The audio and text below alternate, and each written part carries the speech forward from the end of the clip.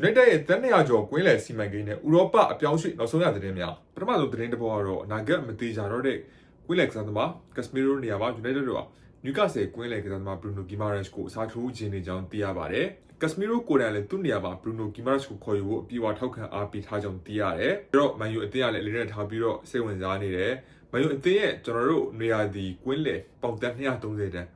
project ကြီးရတော့ကျွန်တော်နေရာဒီမှာလာဖို့ရှိတယ်။အဲ့ထဲကကစားသမားတစ်ယောက်အနေနဲ့ Bruno Guimaraes ကိုလေးနဲ့ထားပြီးစိတ်ဝင်စားနေတယ်။ Bruno Guimaraes အပြင်ကိုသူနျူကာဆယ်ကွင်းလယ်ကစားပေါ်ကျွန်တော်တိုနာလီပြီးရင် Nottingham Forest ကစားသမား Elliot Anderson ကိုလည်းအဲ့ project ထဲကစိတ်ဝင်စားတဲ့ကစားသမားတွေအဖြစ်သတ်မှတ်ထားကြောင်းကျွန်တော်တို့သိရတယ်။ဘာလို့ United တို့က Guimaraes ကို Casemiro နေရာမှာအစားထိုးခြင်းလဲ Guimaraes ရဲ့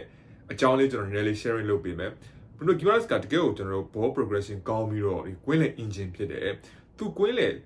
ယ်မှာကစားလို့ရှိရင်ကစားပေါက်ကဗျာကစားပေါက်ကချောမွေ့ပြီးတော့တကယ်ကို progression ကောင်းနေလုံနိုင်တဲ့ player တစ်ယောက်ဖြစ်တယ်။ကွင်းလယ်တန်းကိုမောင်းနှင်နိုင်တဲ့ player တစ်ယောက်ဖြစ်တယ်။ပြီးရင်အဲ့လို ball progression ကောင်းတဲ့အပြင်တိုက်ဆက်လိုက်ပါမှုကောင်းတဲ့အပြင်သူရဲ့ transit defensive work rate ကလည်းတကယ်ကောင်းတယ်။ tackle တွေလည်းကောင်းတယ်တကယ်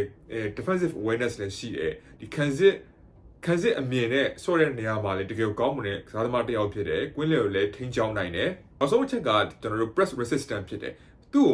ကိုဘယ်လိုပဲလာ press သူဘောလုံးချိတဲ့အချိန်မှာဒီ press နှုံးကိုခံနိုင်ရင်ရှိပြီးတော့ press resistant ကောင်းတဲ့ player တစ်ယောက်ဖြစ်တယ်။အဲ့လို player အဲ့လိုအရေးချင်းနေတဲ့